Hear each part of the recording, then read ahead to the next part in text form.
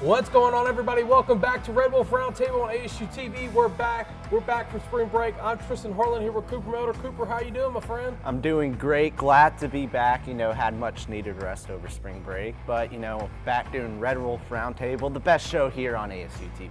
Yeah, Cooper. So, guys, we missed a lot of news in the athletic world over spring break and when we did our March Madness show. So let's go ahead and recap some of the things that happened. First things first, Arkansas State hired a new volleyball coach, and we actually have a little bit of footage to show for that. So let's go ahead and take a look at that and see what's going on. Hey, Brian, this is Tom Bowen. We would like to extend to you the opportunity and the offer to be the next head coach of women's volleyball at Arkansas State University. Well, good morning. It's great to step up here and see a lot of familiar faces in the crowd. I would like to thank Kelly and Tom. This great opportunity. I wouldn't be here if I didn't believe in them and believe in the new direction of this athletic department, and their love and support through this process was very, very clear. It's been great. Yesterday I got my first day in the gym with the girls, and I'm very, very excited about their renewed energy and excitement about coming and playing volleyball here for Arkansas State.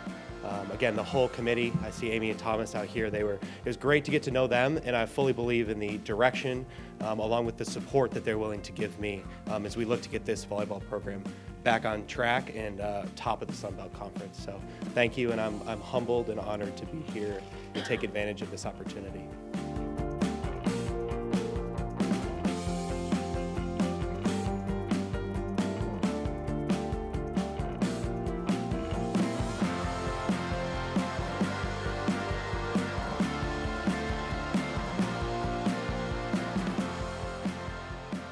Yeah, Cooper, so if you didn't catch that correctly, Brian Gerwig is officially the new volleyball head coach here at Arkansas State. And if you don't know who that is, he was previously an assistant here from 2017 to 2018 before he went to go coach for Houston for 3 years. And while under Gerwig, Houston never finished below 4th in the American Athletic Conference. That's great for that conference since all the competition over there. And previous season for Houston, they went 25-7, 15-5 in conference to settle for second in the conference. And while at Houston, he helped produce one of the most highest powered offenses in the American Athletic, with Houston leading the league in kills, with 13.66 and assists per set in 12.63 last season.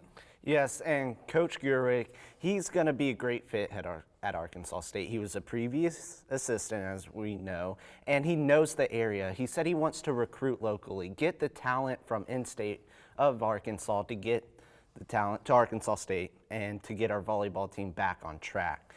He said a couple years ago he wasn't really sure if he wanted the head coaching job. He wasn't ready. But now he said once he found out this job was open, he wanted this job. He wanted to come back to Jonesboro because he wants to bring A-State athletics to the top rank. Right, and while he was here at Arkansas State in 2017 and 2018, the Red Wolves were led to the Sun Belt Conference Tournament semifinals or better in both of the seasons, and not to mention he was part of 2 National Invitational Volleyball Championship tournaments where Arkansas State had a second-round finish in 2017. Yes, and he did really good while he was here, and then he left off and he went to Houston where they had a dominant year, obviously. And so with him coming back, we just want to know, maybe will the local recruit bring success to the volleyball team? That's what everyone's kind of wondering, because he said he's familiar with Tennessee. Obviously, it's right down the road. Missouri's close. Alabama, Texas, places like that.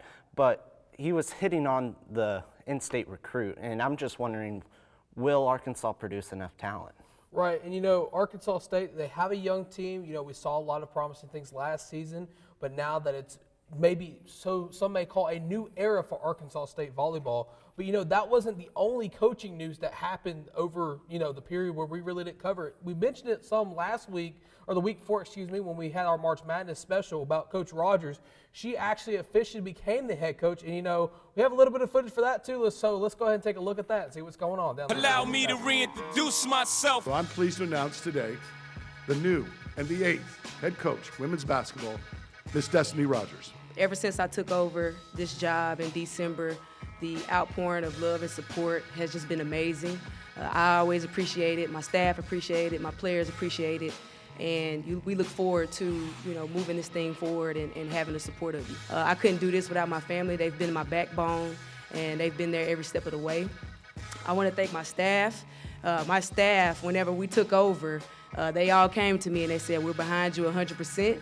We can do this, and we're going to work as hard as we need to not only make this experience good for our kids, but try to help you earn this job. But for me, the most important people in the room right now is my players. I'm here right now because of them. To look in these kids' eyes and see the belief and the faith that they had in me as well as my staff was huge. And I want them to know that I will always, every day, give y'all 110%. I will continue to coach you hard, and I will continue to do everything in my power to make sure that we set you up for success. When we talk about our program, our core values are simple. We're gonna operate with integrity, we'll be accountable, we'll have respect, we're gonna promote togetherness, so we want to build an atmosphere where this is family-like. It's kind of funny that Kelly gave me these scissors to one day cut down a net. So a couple of days ago, I was talking with one of my mentors, who you all should know, who goes by the name of Dawn Staley. And obviously she gave me a piece of her 2017 National Championship net. And so what I want to say is we will work tirelessly and we will never stop working until we get an opportunity to cut our own piece of the net. So I'm excited to get to work. I'm blessed. I'm grateful to be the 8th head women's basketball coach here at Arkansas State. And just get ready, get on board, and be excited about what we're about to do because it's going to be special.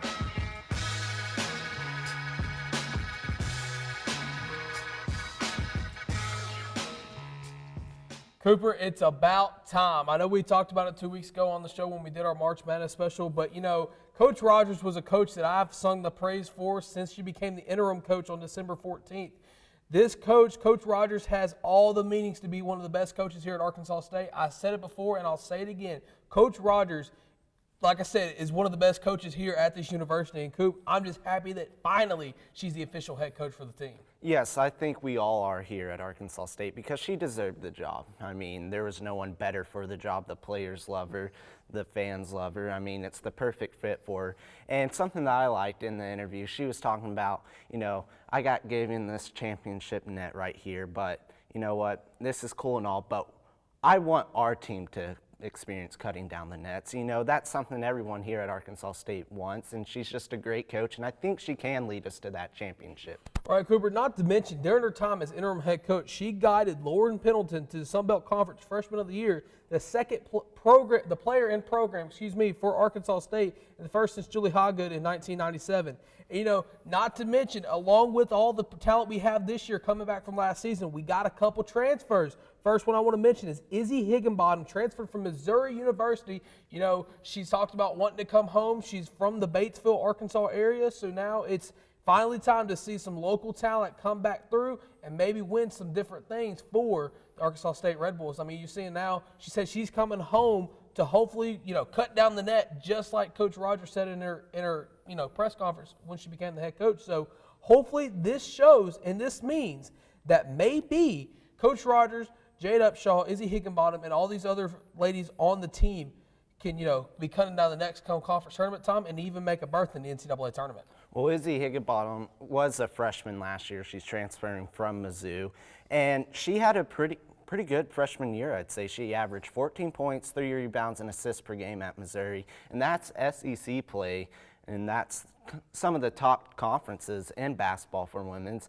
And so a freshman guard like her, she still has 3 more years with us, and with the new hire, this is going to be really good for Coach Rogers to get that young talent back in. Right, and another transfer I want to actually talk about is Bree Beck from FAU. You know, she kind of one of the ones that flew under the radar with Higginbottom and everything announcing her decision to transfer. But, you know, listen to this. Before FAU, she was at Wash-Bosh Valley in the 2020 season, and she was actually part of the same backcourt as Kia Patton. You know, I don't know if you know a lot about Kia Patton, my friend, but Kia Patton's that player that can score at will, do what she needs to get her team to win, and do what she needs to do to get her team, you know, better each and every day in practice, in games, in off season, you know. So just knowing that she has some sort of tie to Kia Patton really makes me excited to see what the Red Bulls can do come next season, and especially with all season and you know, fall camp coming up too. Yes, Coach Rogers, she's going to have a lot of work to do, obviously. But now that she can finally say she's the head coach, this just makes things so much easier for her recruiting-wise and just getting the team together as a whole, because for a little bit, you're thinking, is Coach Rogers actually going to be our coach, or are we going to get a new hire, have to figure out, okay, let's get the feel for the new person. But she's been the assistant. They already know her. And so this just makes things 10 times more easier for the whole process. Right, but speaking of basketball, something interesting happened for the men's team as well. Coach Bellato actually got his contract extended through the 2023-2024 season. He's making the same salary of $375,000. He's got a record here at Arkansas State of 69-80, and last season, he went 18-11. It was only the fourth time since 1999 to 2000 that Arkansas State actually won 18 games. Of course, Coach Bellato hasn't gotten past the quarterfinals in the Sun Belt Conference Tournament, but it really goes to show you, because an interesting clause that actually came with this extension is that if Arkansas State fails to win the Sun Belt Conference regular season championship, compile 10 conference wins, or reach the NCAA or NIT tournaments next season, Mike Bellato's contract drops to half the amount after March 13, 2023, which will amount to about $187,500. But, that's not the only good thing that came with his contract extension. Also, forward Norchad O'Meara, I do believe it was around the same time, maybe a little bit before, maybe a little bit after. I don't want to say it and be wrong, but Norchad O'Meara actually came out on Twitter and said that he's committed to staying here in Jay Vegas. He's committed to staying with this Arkansas State Red Bull team. He's committed to stay here with Desi Seals with his last year and all these guys, hopefully to win the Sun Belt Conference Tournament and maybe make a berth in the NCAA tournament, just like Georgia State did this past year, or during this tournament right here. Yeah, and I think this university knew, all right, if let's get Bellato back for 2 more years, that guarantees Norchad back, and that's really the big problem they wanted. They didn't want Norchad to leave, go off to a bigger school because he won Freshman of the Year in the Sun Belt. But with this contract extension, maybe we can keep Norchad all 3 years, maybe even all 4 years, never transfer, because Norchad, he was a big piece of our success last year. Desi helped along, but Norchad, he was the real go-to guy, getting 15 rebounds, getting 25 points, just 4 blocks per game easily. And so this contract extension is really going to help keep Desi here, keep Norchad, and hopefully bring in even more recruits. Yeah, Cooper, but before we really get too carried away with Coach Bellato and the rest of the men's basketball team, we're going to go to a short break. When we come back, we're going to be talking a little bit about the March Madness bracket. So when we come back, we'll see you guys then. This is where it all began. The careers of governors and mayors, business leaders and thinkers, doctors and researchers, artists and teachers, champions and victors. This is who shaped their futures, no matter where they were. This is where it started. This is where success ignited. This is where they were A-State made.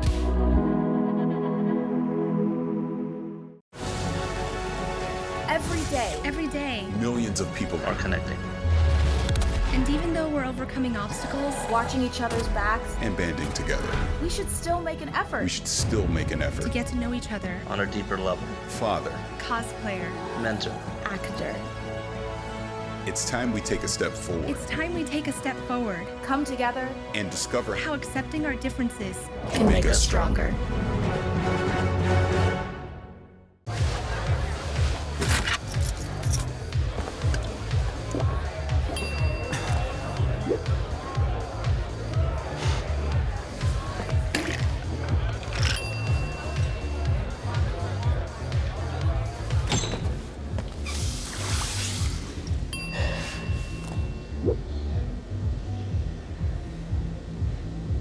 If you need to do something to feel okay to drive, you're not okay to drive. Don't drive buzzed.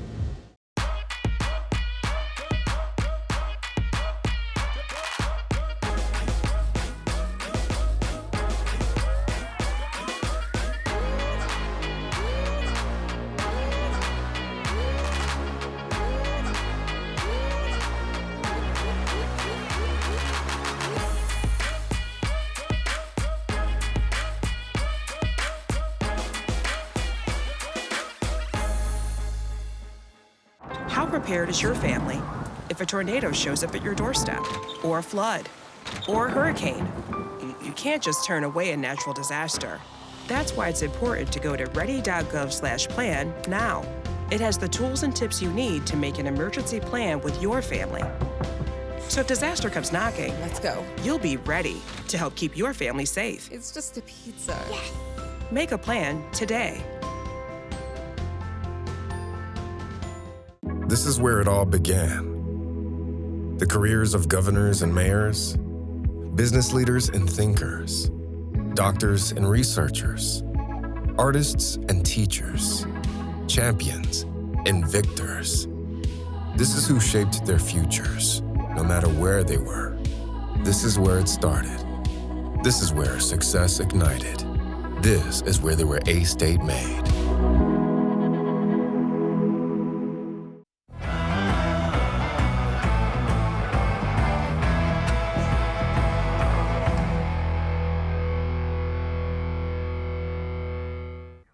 Welcome back, everybody, to Red Bull Roundtable here on ASU-TV. You know, 2 weeks ago before spring break, we had our March Madness show. And real quick, before we get carried away, I want to say once again thank you to Gavin and Easton for being on the show, giving your taste, giving your picks. But, you know, as you've seen in the March Madness bracket, mine wasn't too keen on how it was going to go. So you know how I feel about this bracket here? Pretty much trash. But, you know, anyways, it doesn't matter about that. Cooper, I know you got a lot of stuff to talk about March Madness, so go ahead and take it away, my friend, what you got on your chest. Well, like Tristan and all of us, we were probably doing that to our bracket after the second day of games. But, you know, it's been a while. It's called March Madness for a reason. So let's go ahead and take a look at the Sweet 16 now. And we had Arkansas taking on Gonzaga, Texas Tech taking on Duke, and just a bunch of good games. And, you know, something you want to look at, North Carolina is an 8th seed, and you have Iowa State and Miami, a 10 and 11 seed battling it. And that's crazy, but if you look at St. Peter's, a 15 seed, they went in, knocked off Kentucky. They knocked off Murray State, and then eventually they went on and beat Purdue. But let's talk about St. Peter's, the 15 seed. They beat Kentucky. Everyone was projecting Kentucky Final Four. And so here we go. The 15th seed upset over Kentucky was the biggest financial upset in NCAA history. Kentucky spent $16.7 million on their basketball program, which was 12 times more than St. Peter's did. And so, you know, let's go ahead, let's take a look at St. Peter's basketball arena. You know, they can hold 3,200 capacity, you know. My high school gym is bigger than that. And Rupp Arena at Kentucky can hold 23,500 people. Look at the difference. Tristan, isn't that something crazy? Let me tell you, Cooper, that's tremendously a different amount of, you know, SEC play versus St. Peter's play. I think this is the most hyped up you've ever been on the show, so sorry, it kind of caught me by surprise. But, you know, Cooper, still that, you know, the Sweet 16 itself was just amount of craziness as well. Yes, and speaking of the Sweet 16, Gonzaga, once again, hyped up all year. What do? They do what they do every year when they get into March. They choke. They choked again. Arkansas upset. Chet Holmgren is gone. He's going to the NBA, and Gonzaga's just sitting at home crying. And then Texas Tech, Duke, what a game that was. You know, Texas Tech, they have a great defense, but Coach K is going on to the Elite Eight. You know, let's check out the Elite Eight now. The Elite Eight had some good matchups. You had North Carolina and St. Peter's, Kansas, Miami, Houston, Villanova, and Arkansas and Duke. Now, for the first time ever, Duke and UNC are going to be playing against each other, because Duke beat Arkansas and UNC, they did end St. Peter's Cinderella run, sadly. And for the first time ever, Coach K will be playing North Carolina. And speaking of North Carolina, to me, they're playing like a 1 seed right now. Right. I mean, dude, North Carolina, they've been firing on all cylinders so far in the tournament. But, you know, before, you know, you can't leave St. Peter's hanging like that. You got to talk about their star player, Doug.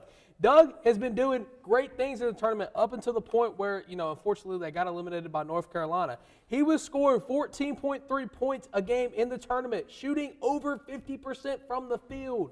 That is absolutely craziness from a team that nobody thought was going to be out of the round of 64, that nobody thought was going to be out of the round of 32. So what's mind-blowing to me is not only is North Carolina and Duke facing off, but you go back to that Duke game when they played Arkansas. Duke, they came out firing on all cylinders.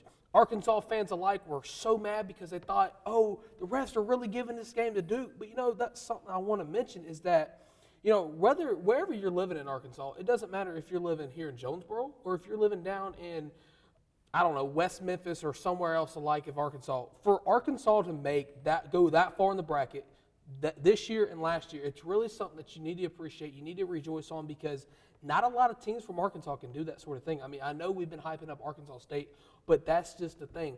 Arkansas in the SEC, they've been able to do good things. And, I hate to say it because I'm not the biggest Arkansas fan in the world, but regardless of that, Coach Muss, he's been doing a lot of good things for that program. So, for the sort of the comparison between the two schools, you just kind of need to relax on it and just kind of understand and be happy that the state of Arkansas is getting good representation in big tournaments like the March Madness bracket. Yes, that's a great point, Tristan. And back to St. Peter's real quick. They're the highest seed to ever make the Elite Eight. First 15th seed to make the Elite Eight. Back to Doug, because of his play, he got an NIL deal with B-Dubs.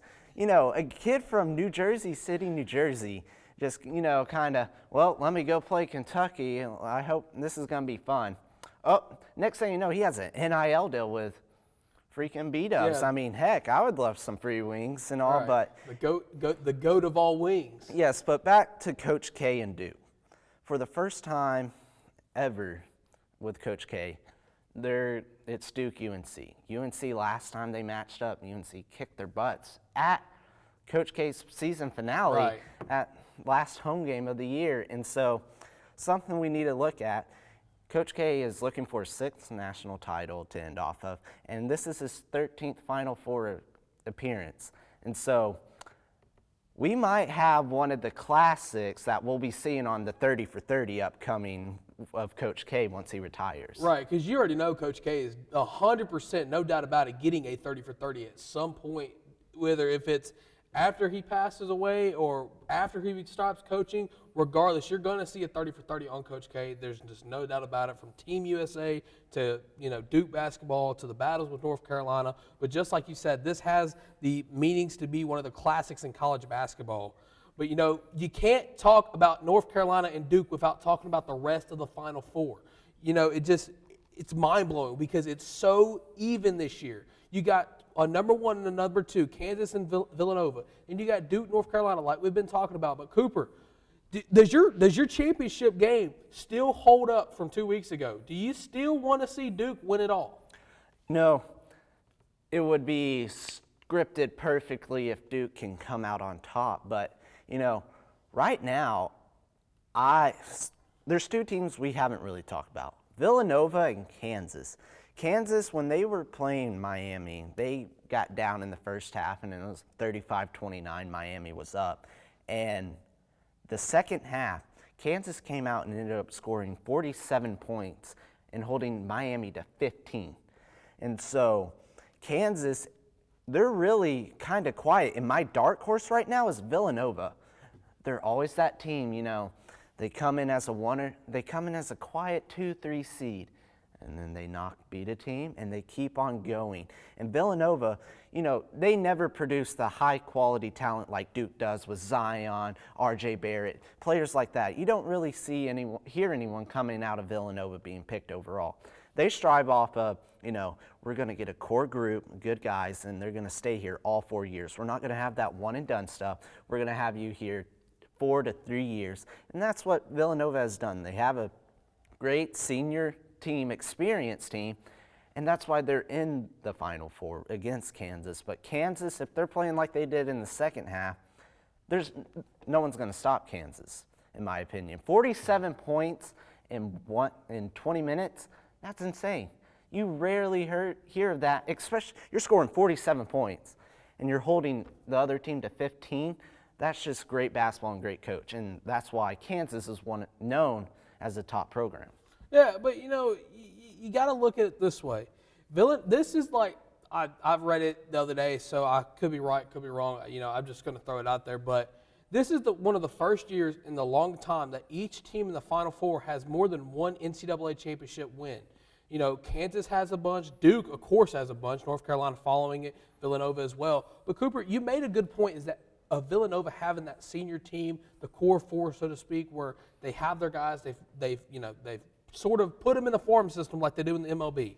And it goes to show that, like we said about Duke and North Carolina, if Duke comes out firing on all cylinders like they did when they played Arkansas, then Duke's easily going to mop the floor with North Carolina. If North Carolina plays Duke like they played Duke in Coach K's final regular season home game, it could go to overtime. But if you go to Kansas and Villanova, Kansas, like you said, all those points in one half, crazy. Tremendously great offense by the Kansas Jayhawks. But, like I said, this is one of the first years in a long time that the Final Four is, not obvious of who's going to win. Past years we knew who was going to go to the championship. We knew Duke was going to win the championship. We knew Kansas was going to win a championship. But now it's so great to be a college basketball fan, a college athletic fan, a basketball fan, because you don't know who's going to win, and that's why you need to watch both these games to see what happens, what goes right, what goes wrong, and what these teams are going to do better in the championship game. I mean, that's correct, because I like how you said no one really knows, because North Carolina, I thought they were going to get out second round, but like I said at the beginning, they've been playing like a 1 seed. No one really knows who's going to win, because North Carolina, they already shown they can beat the top dogs. They can beat Duke. They've done it once already. Why not do it again? And with Kansas and Villanova, really no one are talking about those two. So it's just one of those. You're going to want to tune in this Saturday. If you have nothing going on, you're going to want to watch those games. But that's all we have for the madness here on Red Wolf Roundtable. So we're going to be taking it to break. You're watching Red Wolf Roundtable here on ASU-TV.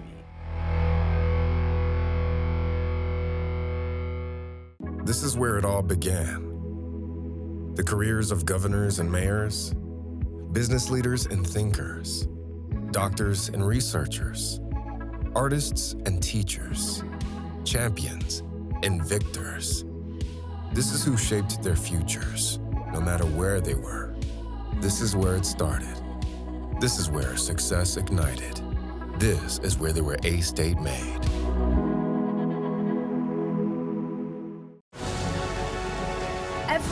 Every day, Millions of people are connecting and even though we're overcoming obstacles, watching each other's backs, and banding together.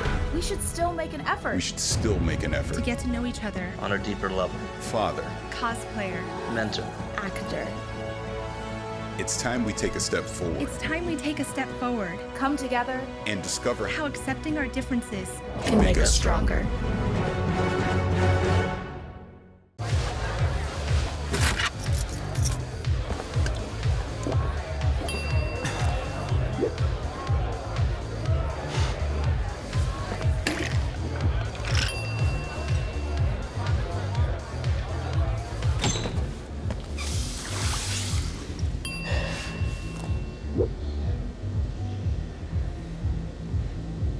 If you need to do something to feel okay to drive, you're not okay to drive. Don't drive buzzed.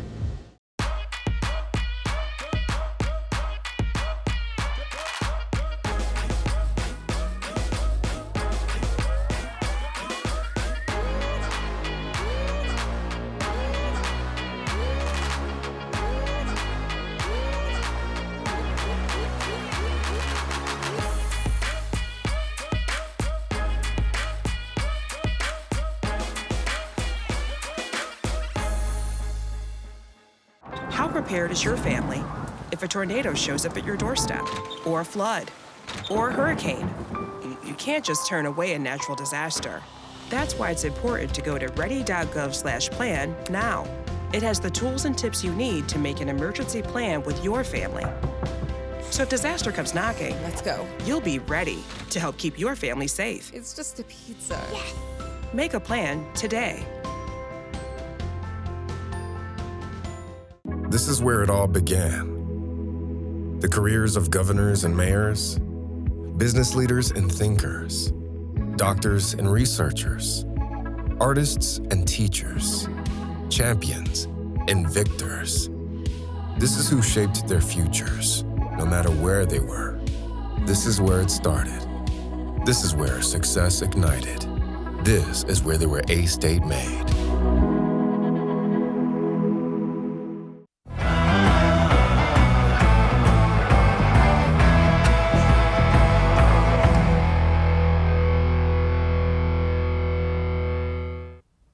Welcome everybody to Red Wolf Roundtable. We're back. Now we're going to talk about WrestleMania, and look who's back. Yeah, I'm back. It's kind of been a thing now is that when it comes to wrestling, I think it's our expertise, it's our moment, and obviously the People's Champ is here in the Royal Rumble shirt that I was gladly bought by Tristan Harlan here. Yeah, don't forget who you're talking to, son. You're talking to the Mid-South Territorial Heavyweight Champion of the world.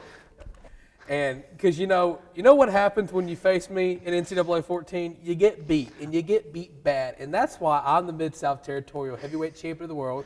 I'm not ever losing my belt. No one's ever going to step up to the plate and beat me for my belt because I'm the best there is, the best there was, and the best there ever will be. Well, see, what I will say is you have just won this belt, and we all know that's when the champion is most vulnerable. But we'll get into our personal rivalry later with our predictions. We're here to talk about WrestleMania 38, obviously at AT&T Stadium in the great state of Texas, depending on who you ask. But I just kind of want to get into night one, really. It's looking fairly stacked in compared to night two. Dude, yeah, night one is absolutely like loaded with matches. You look at it, you got Becky, Bianca, Miz and Logan versus the Mysterios, Boogs and Nakamura versus the Usos, Drew and Corbin, Edge and AJ, Flair, Ronda, Stone Cold versus Kevin Owens, possibly. Seth versus the mystery opponent. I wonder if that mystery opponent's going to be dashing or not. And you got the New Day versus Ridge and Sheamus. And that's all on night one. Yeah, see, I mean, it's kind of weird right now. I think we're definitely going to see some more matches announced because when we look at that in comparison to night two, obviously you've got the main event of the main event in the unification match between Roman and Brock Lesnar. But then it's kind of like you've got the women's tag match, which I think could be great with Zelina and Carmella, Naomi and Sasha Banks, Rhea Ripley and Liv Morgan, Natalya and Shayna, Pat McAfee versus Austin Theory, which I really think could have a bit of a showstopper feel to it. Sami Zayn versus Johnny Knoxville, and the RK Bro, Street Profits and Alpha Academy Raw Tag Team match, and then announced just last night with the returning Bobby Lashley against the undefeated Omos. So really, it's kind of, I think we could see a night two right now, although it doesn't have as many matches. I think there's definitely a bit of star power there. Right. I mean, WrestleMania is one of those times where it's special. A lot of memories are made. A lot of different things happen. You know, like I was telling you during spring break when I took you to the airport and took you down to Memphis, is, you know, WrestleMania has all the beings to be a great show. It's just how the performers perform and how creative wants to do it.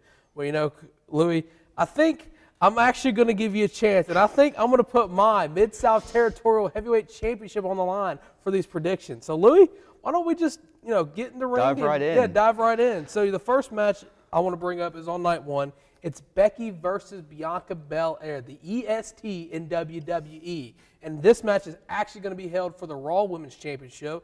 Becky came back after having a child, and now she's back. She's been the Raw Women's Champion for over 300 days. You know, Becky, 2 belts was a thing, and now it's just Becky, the Raw Women's Champion. So, Louis, how you feeling about this match? What you got going? See, it could really go either way, I feel. I think that it's always the sort of thing that I think Bianca deserves the win back. I think when Becky came back at SummerSlam and beat Bianca in seconds, it kind of killed all the momentum that we kind of had been created for such a new star with, and so now I think it's time for Bianca to get her win back. But I also feel like this could potentially play into a bit of long-term storytelling. If Becky can't get it done by herself on the grandest stage of them all, maybe this plays into why she needs the star power of someone like Ronda Rousey next year to even get herself on the card. Right.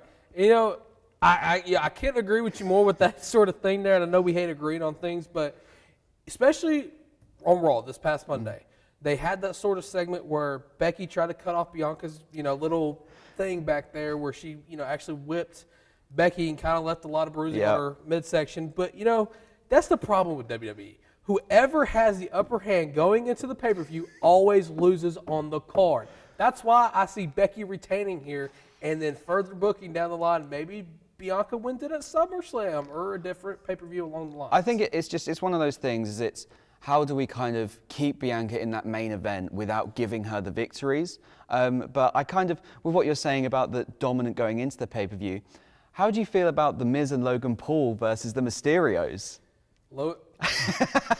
Really?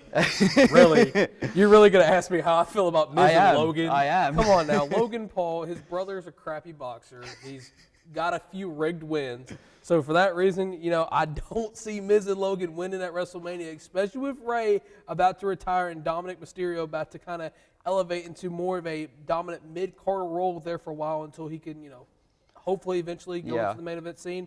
But, I don't know. I want to take Miz and Logan, but I also want to take the Mysterios too. But you know what? I feel like I have to take Miz and Logan. Yeah, I was going to say. Like we've said, we've already agreed once tonight, and that is once too many already. Yeah. And I'll be honest with you, I have no interest in the Mysterios. Rey, you were the ultimate underdog. Of course you were. We loved you for years. But Dominic needs work. And what better way to have Miz and Logan win and then the Miz take on a new protege in this heel persona of Dominic Mysterio? See, I don't think Dominic is going to get anywhere trying to be Rey. Right. Oh, no, 100%. It's the sort of thing we've seen when people try to do the gimmicks that got over in the 80s, got over in the 90s. It doesn't work. So give Dominic something new. Let him be a heel. Let him be taken under the Miz's wing and just let him thrive. Right. And, I can see that happening. I can see Dominic turning on Rey here and then him and Miz potentially like out. a big match at SummerSlam. It doesn't have to be for the custody of anyone or anything, but just give them a big match and give Dominic the win that maybe he retires his father, for example. I think that kind of rub will be great for Dominic, and I think it's the time to do it. Right.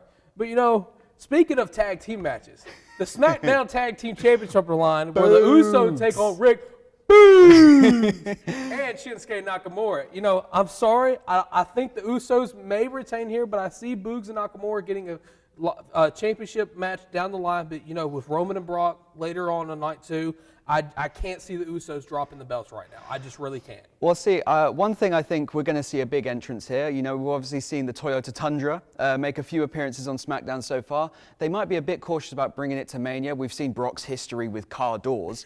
But Rick Boogs, I really feel like it's really strange to me that he really feels like the Shawn Michaels of this tag team. When you've got someone like Nakamura, who was such a dominant figure over in New Japan, came over with a lot of excitement. But he feels like the Marty Jannetty. He feels like the one that's going to go by the wayside. You've got Rick Boogs coming out with his guitar every week in the singlet, the big gorilla press slam. I love the 80s vibe we're getting with Boogs. And I feel like Mania is the time for these sort of big babyface wins. And I think this is the team to have it. Right. I mean, I'm sure you do enjoy Rick Boogs considering he does a Freddie Mercury impression every time he comes out on the microphone. But, then we go into Drew versus Corbin. Happy Corbin. Happy Corbin. He has been undefeated. So this is what I heard on Raw. He's been undefeated since becoming Happy Corbin. But unfortunately, after he stole the sword from Drew on Raw, Drew's going to get this win back. And honestly, I wouldn't be surprised if he comes out to Broken Dreams. I'm sorry, but I wouldn't be surprised. See, I would love it. I really feel like this feud has sort of been dragged out for too long to keep Drew on TV before he can kind of make that push back to the main event scene. Do I see him being successful once he goes back to the main event scene? Absolutely not. I think the character is dead now. I think it needs something. But do I see him again getting that big babyface win over Corbin? Yes, I do. Now we get onto a match that I think is going to be pretty divisive, particularly for the two of us, in Edge versus AJ Styles. I'm going to let you open this one. So you see, for the longest time, when I was a fan of the Rated R Superstar Edge, Adam Copeland, and then when AJ debuted, I was a fan of AJ when he was in TNA. I was a fan of AJ when he went to New Japan Pro, even in Ring of Honor when he was in the Bullet Club. But this match has the meaning to be the greatest match on this WrestleMania card, regardless of the biggest main event with Roman and Brock, regardless of possibly Stone Cold versus Kevin Owens, regardless of a potential mystery opponent that's dashing or an American Nightmare, just whatever way you want to chop it up. But this match right here, this match is storytelling at its finest. You watch Raw, Edge does a callback to his iconic Judgment Day poster for the pay-per-view. Then you got AJ. He is one of the greatest wrestlers of all time. He's better than Kenny Omega. He's better than John Cena. He's better than Shawn Michaels. but I am torn between who I want to take. But you know what? I'm always going to be a fan of the ultimate opportunist. So for that reason, I'm taking Edge just for the sole fact of his storytelling ability and the greatness that is his new theme song. Yeah, see, it's when you've had a character like Edge who has kind of walked the line between face and heel for so long, and he kind of kept that theme song, that iconic Edge theme song for so long. I didn't know how to feel about having a new theme, but I think I've got to take AJ. I think if this was a match happening in the 2000s as the dream match when it really was at its peak as a dream match, I think we'd be a lot more excited. Not to say that I don't think either of them can't still go, but for me, this is AJ's final run. This kind of victory promotes him to the main event scene, and we see one last stretch of AJ Styles with that gold belt around his waist. Right, and it can really go either way. No, completely. Because both guys are probably in the latter stages of their career, yeah. But speaking of old timers, let's go into some possible new timers with Ronda Rousey taking on Charlotte Flair. Of course, Ronda Rousey, she came back at Rumble. I was there. You was not. That shirt is a lie. And Ronda comes out, great ovation before the fans in St. Louis. Her theme song hits, everybody marks, everybody pops, and Charlotte Flair, of course, is Charlotte Flair. She tries to win the Rumble when she was still the champion, and this match is actually going to be for the SmackDown Women's Championship. But, here, I don't care what you say. I'm taking Ronda Rousey.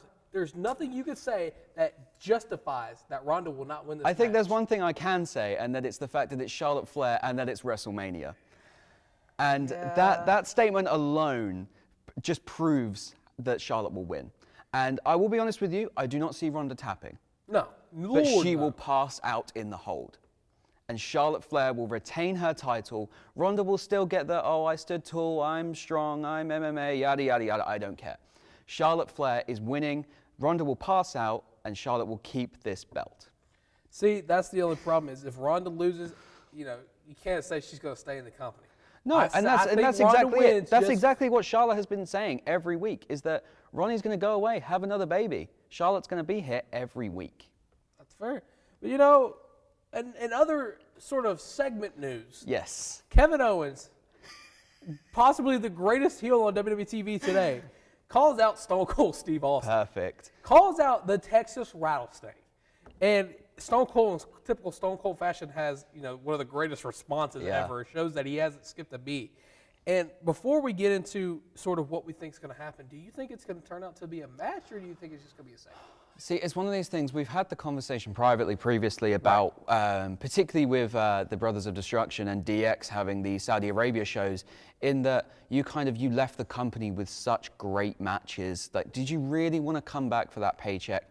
And honestly, I think Stone Cold is. I think he's coming back for the paycheck. I think we'll have a match of sorts. There'll be a bell ring, basically. And then it'll be a couple of stunners, a few beers thrown, and Stone Cold will walk out victorious. Right. I hate to agree with you, but I honestly don't see It's just Kevin one of Owens these moments over. Is that we look at what's happened to Sami Zayn. And to me, it feels that we're going to see another old star come back, cash a paycheck, get the big nostalgia pop, and then Owens is going to be left there to pick up the pieces. How long before we're seeing Owens and Sami team up against Johnny Knoxville and Steve-O? Right. No, that's a completely valid thing. But you cannot say Kevin Owens will do a job for Stone Cold without saying this. Kevin Owens, in the past year to 2 years, has been the most entertaining thing on WWE television. Regardless of Sami Zayn, regardless of Brock coming back here and there, regardless of Seth Rollins revisiting his character 20 times, having more character turns than Big Show's heel or face turns. But you can't say Kevin Owens is not entertaining. You can't say Kevin Owens is anything but what the company needs. He is a company man, and that's why after this sort of Texas thing is done, Kevin Owens, he becomes a dominant heel like he was, and he wins the unified Universal WWE Heavyweight Championship. Yeah. I think the next thing we need to get into, like we're saying about segment news, is something that should be a match, but we just don't know who with.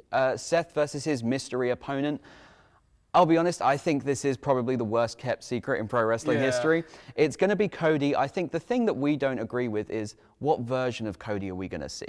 Now, see, I've been thinking about this, and I'm gonna want you to slow your roll there, champ. So, I don't think necessarily Cody. It's obvious that it's going to be Cody. I think there's a couple sort of little swerves in there that Vince may pull to, be Vince McMahon. Yeah. One theory I want to throw out there is possible Undertaker, giving him a last match in his home state of Texas. Of course, Cody. But, this one is a little far-fetched, so don't hold this one to me. So let's say Seth Rollins comes down to the ring, and everybody's chanting, Cody, Cody, Cody. But who comes out instead of Cody? Ted DiBiase Jr.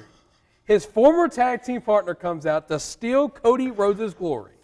Comes out, beats Seth Rollins, and then Cody Rhodes comes out after to say, hey, you just stole my spotlight. What the heck? See, now, I think the thing I will say is if we see Cody, I think it has to be the American Nightmare. Okay. I think that image of him coming out as the American Nightmare is so huge to this WWE AEW battle. But I do also have a curve to throw your way. Oh, okay, I like curveballs.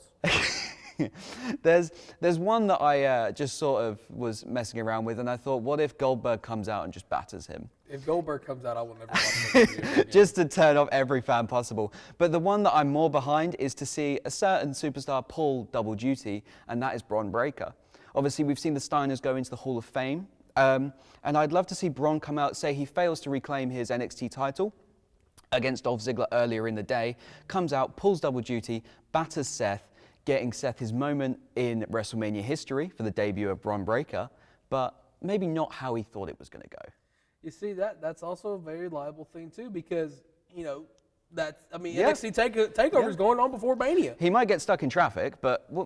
Yeah, Dallas traffic is kind of thing. But, regardless of that, New Day versus Ridge and Sheamus, that's obvious. I think it's one of those things that accidents happen in this business, Yeah. but I do think we kind of need the babyface victory in this one. So New Day all the way. Yeah. But then we go to night 2. You talked about the women's tag team match. Real quick, who do you think's going to win that? To me, I'd like to see someone else given a chance, and I see that being Rhea Ripley and Liv Morgan. I think if Rhea had the victory over Charlotte back at WrestleMania, we'd view Rhea a lot higher than we do.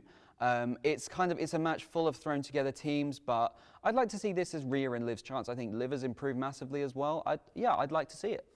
There's no other team here that really could win it realistically, but Rhea and Liv. Then we go to Sammy versus Knoxville.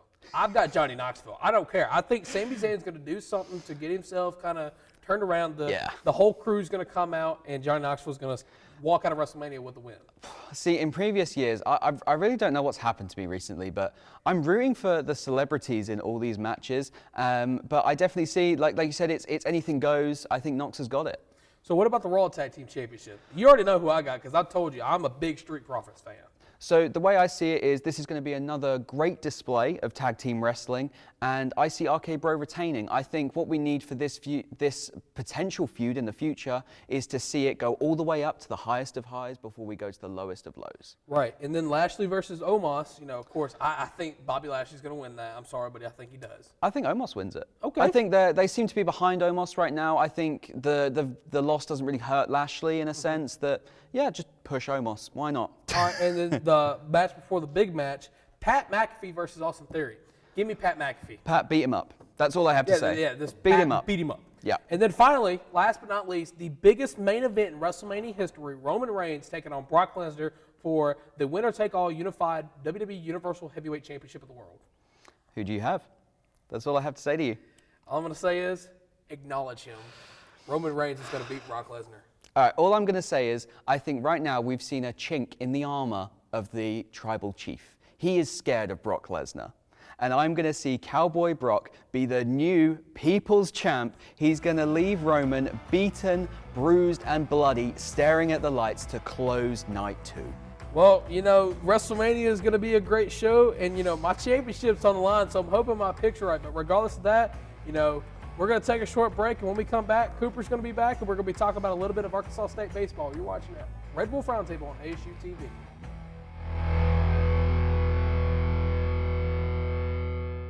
This is where it all began. The careers of governors and mayors, business leaders and thinkers, doctors and researchers, artists and teachers, champions and victors. This is who shaped their futures, no matter where they were. This is where it started. This is where success ignited. This is where they were A-State made.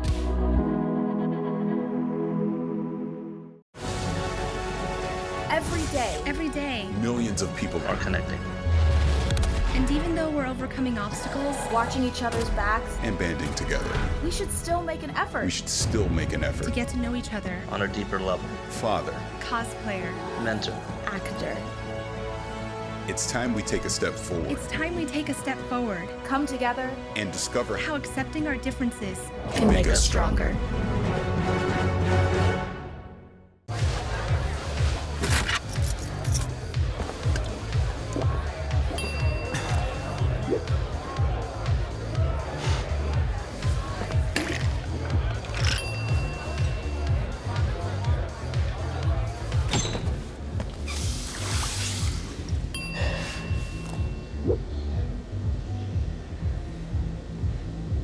If you need to do something to feel okay to drive, you're not okay to drive. Don't drive buzzed.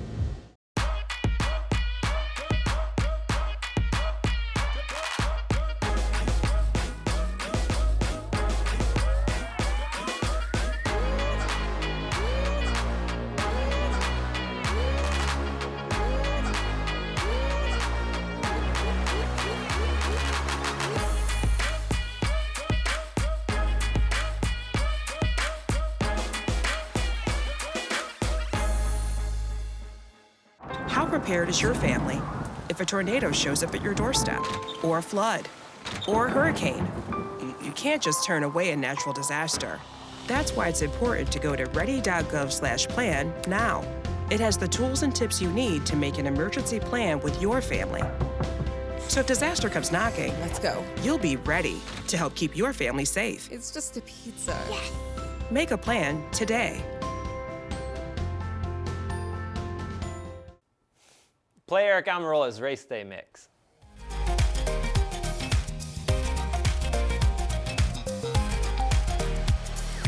This is where it all began. The careers of governors and mayors, business leaders and thinkers, doctors and researchers, artists and teachers, champions and victors. This is who shaped their futures, no matter where they were. This is where it started. This is where success ignited. This is where they were A-State made.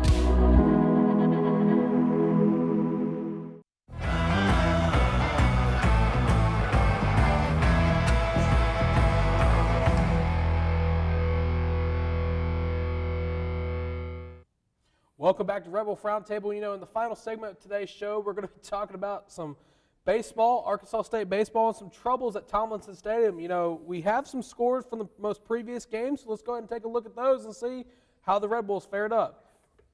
You know, they were at Georgia Southern, and the Arkansas State Red Bulls actually got swept by Georgia Southern. The first game, they lost by 3 runs. The second game, they lost by 10 runs. And the final game, they lost by 8 runs. But, Cooper, you know, we've seen it all year. We've talked about it here for a majority when baseball started. Right now, the baseball team is 4-17. So far, in just about every inning this season, Coach Raffo has changed a pitcher in every, like I said, in every inning. You know, the walks, they're unacceptable. They're absolutely unacceptable. From our pitchers, 5 pitchers, according to when I looked last night, have over 10 batters that have been walked. You know, the pitching, it needs to be changed drastically. It needs to be changed now because when we get conference play, you know, further in the conference play, it's going to be horrible, and it's going to be embarrassing, to say the least.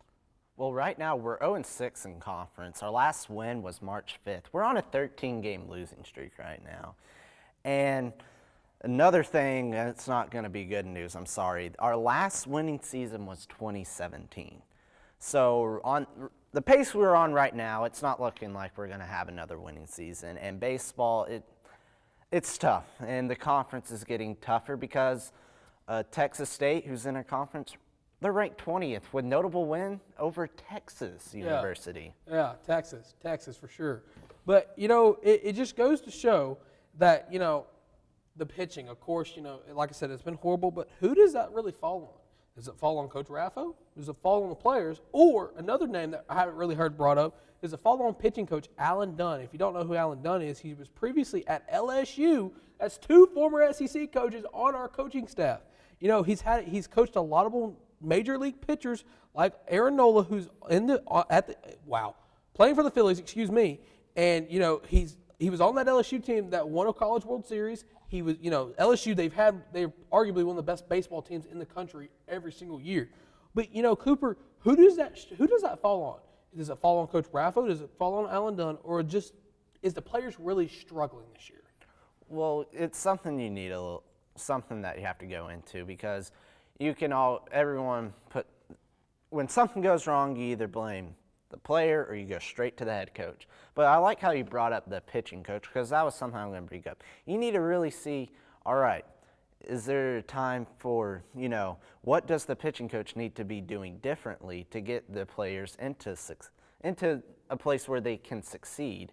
And is it something between Coach Raffo and the pitching coach? Are they two just kind of, just not working on the same page? And that's something they need to be on the same page. Or, you can score 15 runs every game, but if you're giving up 20, you're never going to win. Right. And it's just one of those, we lost by 3, then we lost by 10, just bats lost it, and then we lost by 1, but we're on a 13-game losing streak. Something needs to change quickly in that locker room. Right, and look, I'm not trying to slander the team. I hope they do good. I hope they do great things for the rest of the season, next season, going forward. But you can't win games like this. I'm trying to be the most positive I can, but you can't be positive when you're walking almost 20 batters a game. Especially when we played Memphis, we come out first pitch, home run. Third first pitch, home run for Memphis. Then we come out, of course, we hit a home run, tied the game. It was neck and neck for the longest time. Then we started walking batters. A couple batters, they took a lead, and then they never lost that lead. We go on to a couple other games before that. We had a good lead. I think we were up 6-1 at one point. Walked so many batters, they came back and beat us. When does it end? When does it change that you can't walk 20 batters a game and expect to win every game and go undefeated to go play for the College World Series or go play for the Sun Belt Conference Championship? When does it end? And like I said, I'm not putting the blame on anybody by all means. That is not what I'm saying. What I'm saying is that whoever needs to be talked to, they need to be talked to, because we got a game today against you got a game this week against UCA. In-state rival, that's one of the only in-state rivals we have. If you walk X amount of batters in that game, then that's just embarrassing for yourself, because UCA, I've heard they're really good this year. Good for them. I'm glad they're doing good. Arkansas, they're number 2 in the nation. Glad they're number 2 in the nation. Hope they do great this season. But at what point does it end? We come on the show and we talk how good the baseball team is going to be. We talk about how good the basketball team is going to be. We talk about how good the women's basketball team is, the football team, et cetera, et cetera. But when does the walking end? I get you're not going to throw strikes every pitch, but you can't throw 100 balls in a game. You can't throw 60 balls in a game. You can't even throw 4 without putting a runner on the bag and maybe have a chance for the next guy behind him to hit a home run, and that's 2 points right there unaccounted for. One unaccounted for. Well, something we also have to look at, are the pitchers confident enough in themselves? Is it something where, you walk 2 batters in a row? Are they just getting flustered out on the mound? It's just questions that, all right, we're 6 games into conference right now. We're 0-6. We can't go any worse except just lose the rest of our games. We can't get any worse than that. So it's something, changes need to be making quick on that roster. You need to be like, all right, who's going to buy in? Who's going to really come out here and who's going to give us 101% every time? And until that happens, that losing streak at 13 is going to keep going up. Right, but look, I don't want to get too much into it because I don't want to make the wrong person mad. But regardless of that, Cooper, we had a great show. We talked about a lot of great things. Baseball is going to be up in the next coming seasons. But regardless of that, guys, hope you enjoyed Rebel Roundtable. For Rebel Roundtable, I'm Tristan Harlan here with Cooper Melder, and we will see you guys the next time.